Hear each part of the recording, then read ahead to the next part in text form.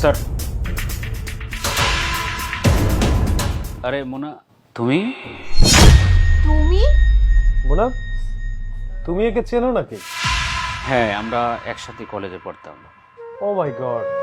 আচ্ছা, তাহলে আপনি বসুন, আপনার সাথে কিছু কথা বলি। মোনার বন্ধু বলে কথা, প্লিজ বসুন। ঠিক আছে। মোনা নাও। তা ভাই, আপনাকে দেখে অনেক ভালো লাগছে। তা কি অবস্থা আপনার? এই তো শুকুর আলহামদুলিল্লাহ, মোটামুটি ভালো আছি। আচ্ছা, আমার কথা বাদ দেন, বলেন তো আপনাদের সম্পর্ক কতদিন ধরে চলছে? না আসলে আজকে আমাদের 1 বছরের অ্যানিভার্সারি, ওর সাথে সম্পর্ক। তো এই জন্যই এখানে এসেছি, ও লাচ্ছি পছন্দ করে। তো বিয়ে কবে করতেছেন? বিয়ে বিয়ে শাদীর আসলে প্ল্যান করছি আরো 2-1 বছর পরে। কারণ এখন আমার টাকা পয়সা আসতেছে, আলহামদুলিল্লাহ অনেক কিছু আল্লাহ দিয়েছে, মুনা আমার সাথে আছে। তো প্রবলেম তো কিছু নাই, ও তো আর আমাকে ছেড়ে চলে যাবে না। তাই ভাবছি আরো কিছুদিন পরেই বিয়ে করব। তা আমার কথা ছাড়ুন, আপনার কথা বলুন, আপনার কি অবস্থা? আপনি কি বিয়ে করেছেন? হ্যাঁ, বিয়ে করেছিলাম, কিন্তু এখন আর সংসার নেই। আমি তো প্রতিষ্ঠিত হতে পারিনি। সে টাকাল একজন পেয়ে পেয়ে তার সাথেই চলে গেছে। কি বলেন ভাই, আপনার মতো এরকম একটা ইনোসেন্ট মানুষকে ছেড়ে চলে গেছে মানে? টাকার জন্য কেউ কাউকে ছেড়ে চলে যেতে পারে? এই যে দেখেন, আমার এত টাকা পয়সা, আমি মুনাকে ভালোবাসি, মুনা আমাকে ভালোবাসে। জানেন, মুনা এটা সব সময় বলে, তোমার যদি টাকা পয়সা কোনো কিছু নাও থাকে তবুও সে আমার সাথে থাকবে। তাহলে বলেন, মুনার মতো একটা মেয়ে হলে আপনাকে সে ছেড়ে চলে যাইতো না? শুধু আমরাই কথা বলতেছি, মনে কিছু বলবে না? হ্যাঁ, মুনা কিছু বলো।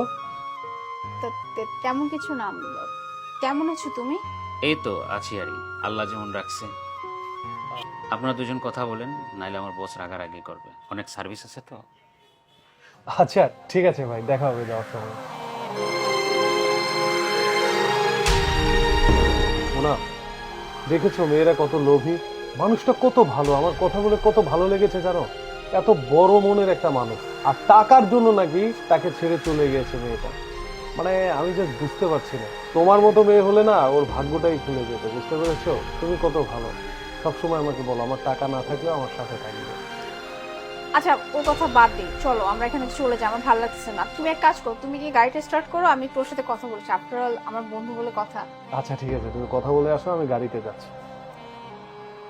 সবুজ, শোনো, দেখো, আমি যেটা করেছি অনেক বড় অন্যায় করে ফেলেছি। তোমার সাথে এত বড় চিট করা একদমই উচিত হয় না। তবুও যেটা হয়ে গেছে তো হয়ে গেছে। প্লিজ তুমি আমাকে মাফ করে দিও। দেখো মোনা, আমাকে ছেড়ে তুমি ভালো আছো, ভালো থেকো, আমার কোনো কষ্ট নেই। আর যে মানুষটার সাথে তুমি এখন সম্পর্কে জড়িত আছো, সেই মানুষটা দেখে শুনে মনে হলো যে খুব ভদ্রলোক, ভালো লোক, সেই মানুষটাকে তুমি কষ্ট দিবে না। আর শোনো, এই মানুষটার সাথে বেইমানি করো না, আর এই মানুষটার সাথে বেইমানি করলে জীবনে তুমি সুখী হতে পারবে না। আমার সাথে তুমি যেটা করেছো, আমি তোমাকে ক্ষমা করে দিয়েছি।